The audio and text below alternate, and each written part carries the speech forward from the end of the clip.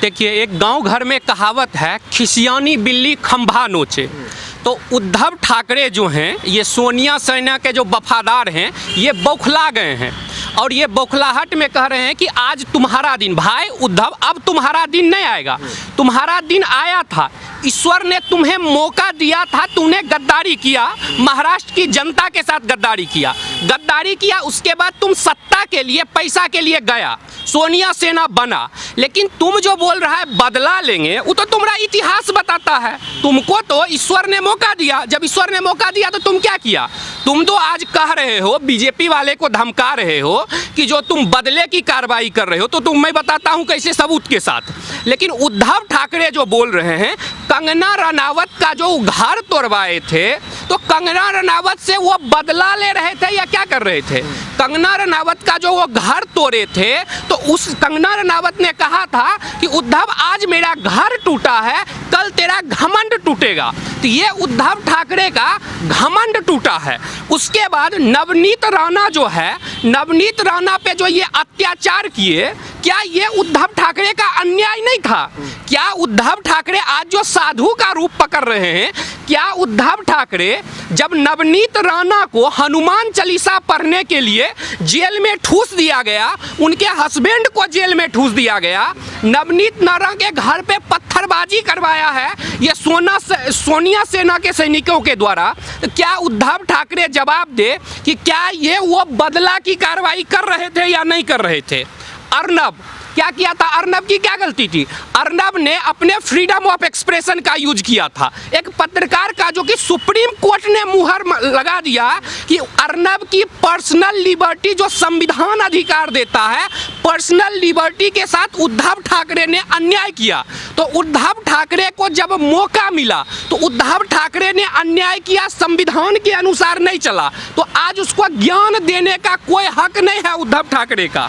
जो इन्फ्लुएंसर थे, अगर दिल्ली हो, पटना हो, कहीं हो, अगर उद्धव ठाकरे को सोनिया सेना बोल देते थे या एक कार्टून डाल देते थे, तो उसको पूरे देश में नोटिस भेजता था उद्धव की पुलिस, वसूली करता था। जब मौका आया था तो कौन कौन सा कुकर्म किया था, अभी जो वो बड़ा महात्मा बन रहा है उसको बता दूं। और दूसरा नंबर, अगर उसका जो कैंडिडेट है, ये तो मैं बता दिया कि वो बदला का कार्रवाई उद्धव ने कैसे किया।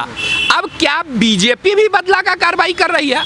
अगर उद्धव ठाकरे को ये लग रहा है कि बीजेपी बदला की कार्रवाई कर रही है, तो भाई तुम कोर्ट क्यों नहीं जाते हो? इस देश में कोर्ट है। अर्नब के साथ तुमने दुश्मनी किया तो अर्नब कोर्ट गया, कोर्ट ने बोला कि तुम गलत हो। तो उसी तरह से हिंदुस्तान की जनता को, महाराष्ट्र की जनता को, उद्धव ठाकरे आप ये दिखा दो कि संजय रावत निर्दोष है। क्योंकि ईडी तो ये बता रही है कि संजय रावत ने किस तरह से गरीब आदमी का जो है छत छीन लिया है पैसा के लिए, किस तरह, जो मैं एक एक करके अभी एक्सपोज करूंगा। लेकिन आपका पहला प्रश्न जो था कि उद्धव ठाकरे बोल रहे हैं कि बदले की कार्रवाई हो रही है, तो भाई तुम कोर्ट क्यों नहीं जाते हो? इन पे जो है स्मृति ईरानी पे आरोप लगा, वो कोर्ट गई, तो तुम, संजय रावत कोर्ट नहीं जा रहा है, इसका मतलब कहीं ना कहीं उसके अंदर जो है खोट है। और वो तो क्या उद्धव ठाकरे का भी कोई ऐसा घोटाला है वो खुल सकता है जिसी तरीके से वो उस तरीके से बौखलाहट सामने आ रही है? देखिए, ये जो है ये 1000 करोड़ से ज्यादा का घोटाला है। ईडी अभी बता चुकी है कि 1000 करोड़ से ज्यादा घोटाला है। तो उद्धव ठाकरे इतना बड़ा बड़ा रैली करते हैं, उनका बेटा जो बड़ा बड़ा रैली करता है, तो उसके लिए फंडिंग कहां से आता है? तो वैसे भी पुलिस से वसूली किया जाता था, जो कि घटना आया था। उद्धव ठाकरे की या अन्य विपक्षी की जो बौखलाहट है वो ये है कि जो नवाब मलिक बोला था कि अर्नब को सुसाइड करना पड़ेगा, वो हाल कर देंगे, वो नवाब मलिक 16 करोड़ के हवाला कांड में 5 महीना से जेल में है। अगर भारतीय एजेंसी अगर दुरुपयोग कर रही है, मोदी जी, अमित शाह अगर अत्याचार कर रहे हैं, तो ये बताइए 5 महीना हो गया नवाब मलिक को जेल गया, नवाब मलिक को बेल क्यों नहीं मिल रहा है? भाई नवाब मलिक को बेल मिल जाना चाहिए।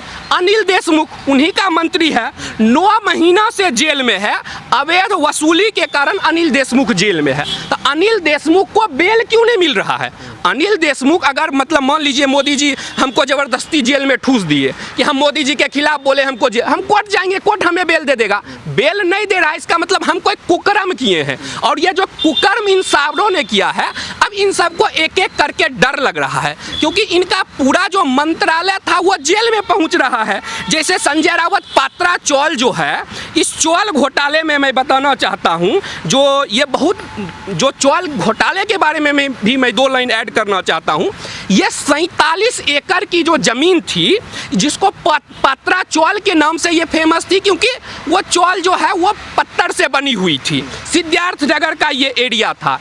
यहाँ पे जो है 672 परिवार को ये संजय रावत जो भगवा लहरा रहा है और दिखा रहा है कि पुष्पा झुकेगा नहीं, तो मैं देश की जनता को बता दूं कि कोई वो आज़ादी के लिए, गरीब के लिए नहीं लड़ रहा है।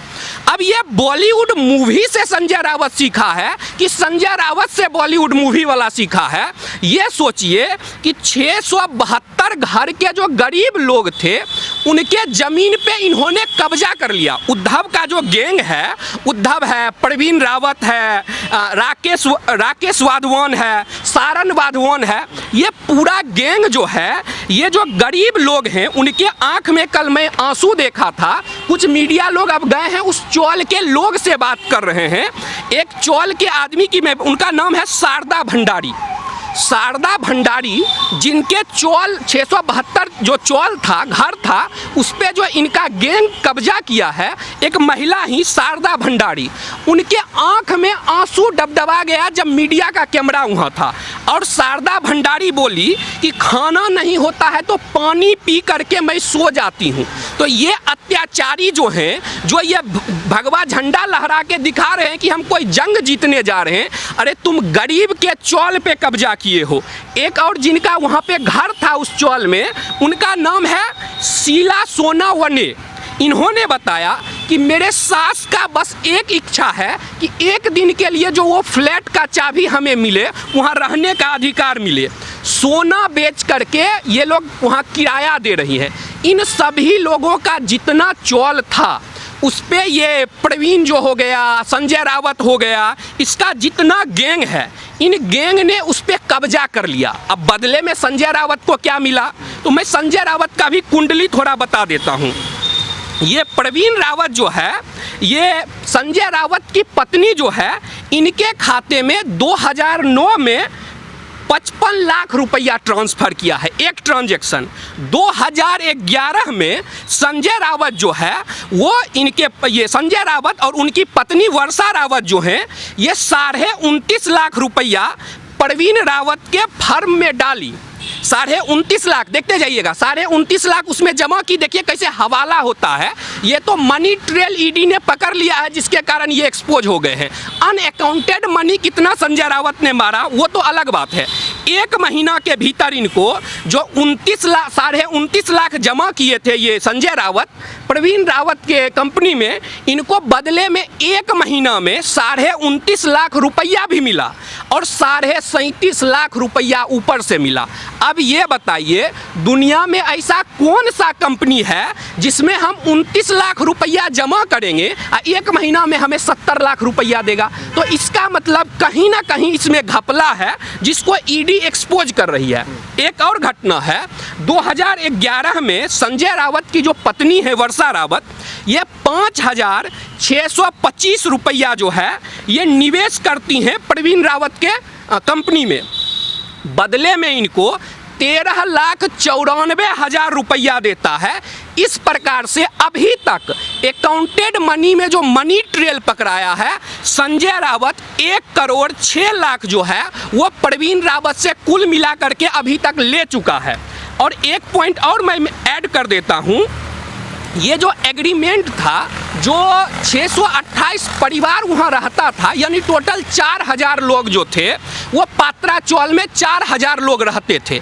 अब उन 4,000 लोग जो है वो दर दर भटक रहे हैं। उसमें से कितने लोगों ने सुसाइड कर लिया, लेकिन उनके लिए कोई आवाज़ नहीं उठा रहा है। पात्रा चौल के जो 4-5 हज़ार गरीब लोग थे, उनको जो है इन लोगों ने, महाराष्ट्र की गवर्नमेंट ने, संजय रावत ने, इनका जो एक करीबी है जो ये कंपनी चलाता है गुरु आशीष कंस्ट्रक्शन नाम के, इसने लालच दे करके उन गरीब को वहाँ से हटा करके उनके ज़मीन पे कब्जा कर लिया और वहाँ फ्लैट बना के 901 करोड़ रुपया में एक बार फ्लैट बेचा है। वो ज़मीन दूसरे बिल्डर को बेच दिया है प्रवीण रावत।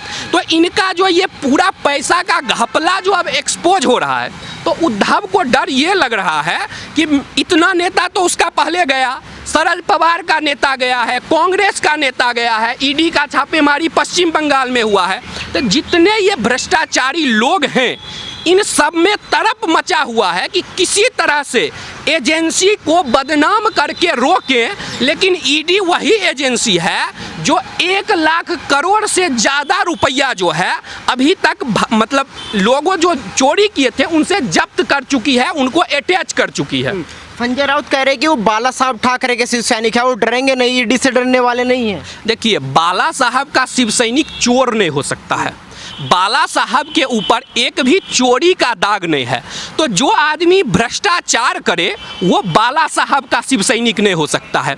जो आदमी वीर सावरकर को गाली देने वालों के चरणों में जाके गिरे वो कभी भी बाला साहब का शिव सैनिक नहीं हो सकता है। तो बाला साहब का नाम जो ये यूज कर रहा है अब अपने कुकर्म को बचाने के लिए, अपने भ्रष्टाचार को बचाने के लिए नहीं काम करेगी, क्योंकि महाराष्ट्र की जनता ये जानती है कि भाई तुम सब लोगों ने मिल करके जम के लूटा है और जब अब लूट लिए हो तो अब तुम्हें बाला साहब की याद आ रही है। अरे भाई, तुम बाला साहब का शिव सैनिक कैसे हुए? क्योंकि बाला साहब तो बोलते थे कि बाबरी हमने गिराया।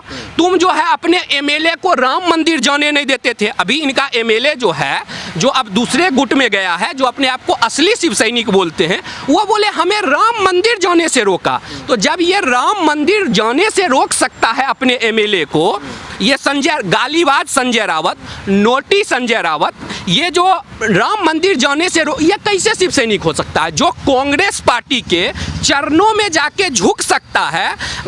इवन बीजेपी को मातोश्री जाना पड़ता था, ऐसा मातोश्री का सम्मान था। अब क्या हुआ?